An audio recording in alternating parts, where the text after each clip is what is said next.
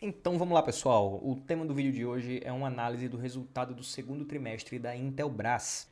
Já aproveito para deixar aqui bem claro que se você quiser ver a análise de alguma empresa, pode pedir aqui nos comentários que nós vamos analisando conforme tivermos tempo, beleza? Então vamos lá. Bom, pessoal, primeiro que eu achei o resultado da Intelbras bem misto nesse trimestre. Não foi um resultado bom como eu esperava, mas também não foi um resultado tão ruim como eu vi algumas pessoas comentando que foi, tá? Se você olhar a evolução na base trimestral, né, no segundo tri 24 versus o primeiro trimestre 24, a evolução na receita foi de 14%. E na base anual, ou seja, segundo tri com segundo tri do ano passado, o resultado foi 22% superior. O crescimento da receita foi de 22%. Tá? Esse é um número bastante expressivo.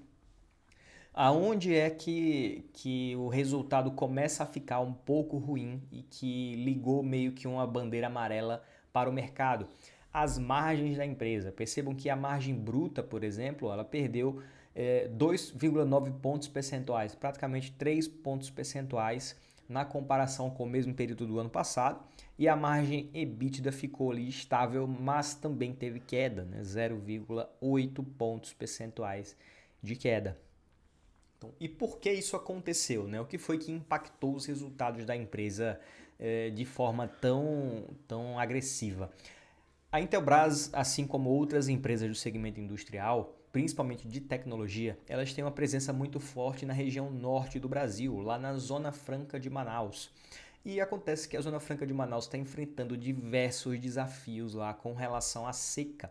Lá na região praticamente não está chovendo, então acontece que os rios secam, né? E o abastecimento naquela região ela é majoritariamente por navio. Então, o que acontece é que as empresas não estão conseguindo abastecer as fábricas com insumos, tá? E isso acaba fazendo com que ela não consiga produzir tanto quanto poderia. Foi basicamente isso que impactou os resultados no segundo trimestre. Também outro fator bem relevante foi a variação cambial, mas isso nós vamos ver daqui a pouco, tá? Voltando para o assunto da Zona Franca de Manaus, o que é que isso impacta, né? Como é que isso decorre? Na última vez que eu conversei com a empresa, o time de RI tinha comentado que eles estavam reforçando o estoque da empresa para o próximo semestre. E o que é reforçar o estoque? Né? Você vai comprar insumos, vai comprar itens para poder para poder fabricar os equipamentos que você fabrica, e isso implica naturalmente em um maior prazo médio de estoque, né? Você vai ter mais dinheiro parado por mais tempo. Afinal de contas, quando você compra um estoque, seja para produzir ou até mesmo do produto já produzido, né, para ser vendido, você está com dinheiro parado, o dinheiro está lá imobilizado naqueles ativos que estão lá. Então, quando a empresa aumenta esse estoque, aumenta o prazo médio de estocagem, isso acaba pressionando o capital de giro das empresas e, obviamente, acaba ficando com mais dinheiro parado, tá? Então, isso é ruim porque você tem uma menor geração de caixa no período. É mais ou menos isso que está acontecendo com a Intelbras, tá?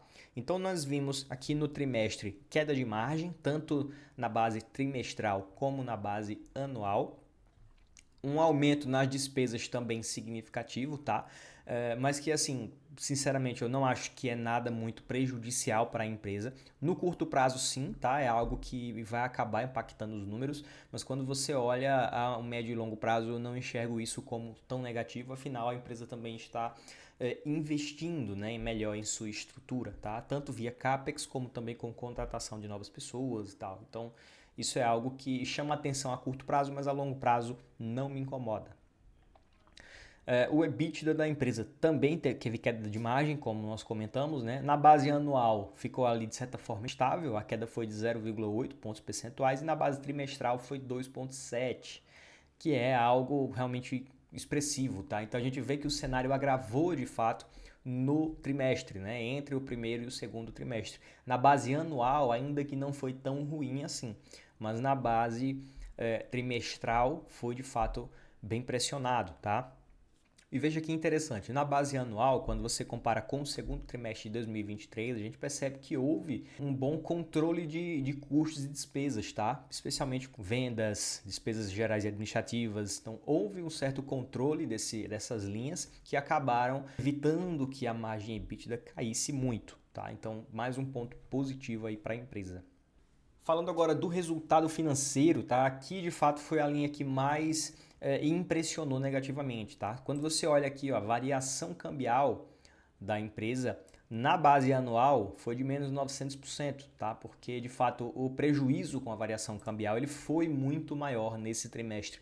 Isso aconteceu porque a empresa não tinha toda a dívida dela redeada, né? Ou seja, protegida por instrumentos financeiros que meio que zeram essa variação cambial, tá? Esse hedge, como é que funciona? Você tem uma exposição à moeda estrangeira e você faz um investimento de forma bem grosseira, tá?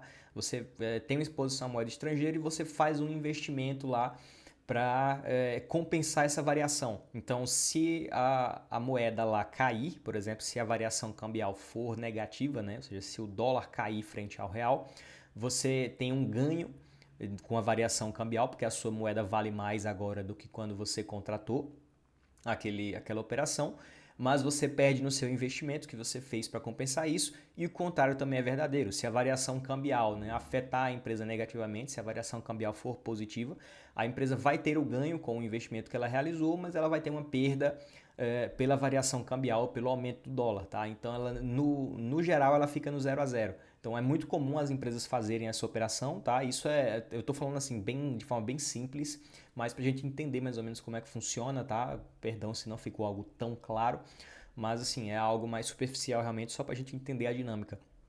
E como nem toda essa exposição da empresa está de fato redeada, acabou que os números foram bastante impactados nesse trimestre, tá? Essa foi a linha aí que mais pesou no resultado na minha visão e que por consequência acabou afetando também o lucro da empresa, né? Afinal de contas, a despesa financeira vem acima, né? Vem antes do lucro.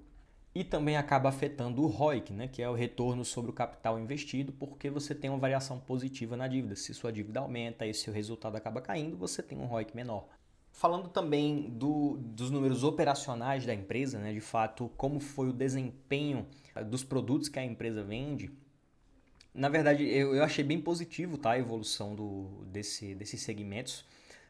A Intelbras no consolidado cresceu 22% na base anual, puxado principalmente pelo segmento de energia, que subiu 40%. Esse é um segmento novo, tá? A empresa vem investindo nesse segmento, vai fazer mais ou menos uns 2 anos, então é um segmento que está crescendo muito rápido, realmente. Ela vende painéis solares e outros itens para a geração de energia solar, tá? E os principais segmentos que ela atua hoje são segurança e tecnologia e comunicação, né? Segurança cresceu 18,9%, que é um crescimento bem expressivo também, tá? Que mostra que a empresa ainda tem mercado para ganhar. Já a parte de tecnologia e comunicação cresceu 16%, abaixo do resultado auferido nos outros segmentos, mas ainda assim também bem positivo. Por isso que a receita consolidada da Intelbras cresceu 22,1%. Por fim, a empresa queimou caixa no trimestre por conta dos maiores investimentos em estoque, né? Como eu comentei, a empresa precisou aumentar o seu nível de estoque para poder evitar falta de suprimentos, né? Para evitar um desabastecimento na fabricação de seus produtos. E essa queima de caixa acaba sendo negativo para a empresa, né? Porque você tem menos caixa à disposição. Então esse consumo de caixa no trimestre ele foi de fato negativo, mas dado o momento, né, de mercado, dadas as dificuldades que a empresa vem enfrentando lá na região norte, é compreensível essa queima de caixa, tá? E ainda assim não foi uma queima de caixa tão relevante assim, tá? Você vê que no trimestre houve uma geração de caixa em torno de 9 milhões de reais. Os investimentos, né? Ou seja, o CAPEX foi um dos principais detratores desse caixa, um dos que mais consumiu caixa. E por fim, a parte de financiamentos, que também consumiu um caixa bem relevante, ocasionando aí uma queima de caixa aí na faixa dos 65 milhões de reais, mais ou menos. E, bom, pessoal, falando agora de valuation, né? Vamos puxar aqui a planilha para a gente ter uma noção aí de como é que está essa parte aí de precificação da empresa, tá?